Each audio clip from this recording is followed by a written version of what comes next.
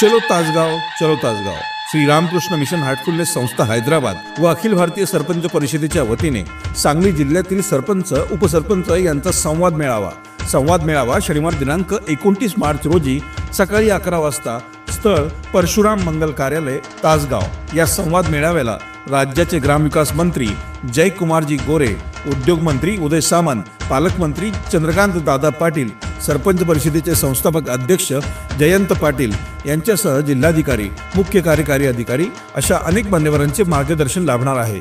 सरपंच उपसरपंचांना विमा संरक्षण मिळावं, पेन्शन सुरू व्हावी, मुंबईत सरपंच भवन व्हावं या आपल्या मागण्यांसाठी जिल्ह्यातील सरपंच उपसरपंचांनी या संवाद मेळाव्याला मोठ्या संख्येने उपस्थित राहावं व ग्रामपंचायत सक्षम करण्यासाठी एकजूट व्हावं ही नम्र विनंती। आपले नम्र पश्चिम महाराष्ट्र प्रमुख प्रदीप माने पाटील, जिल्हाध्यक्ष अण्णासाहेब कोडक आणि महिला आघाडी जिल्हाध्यक्ष रेखा रवींद्र पाटील।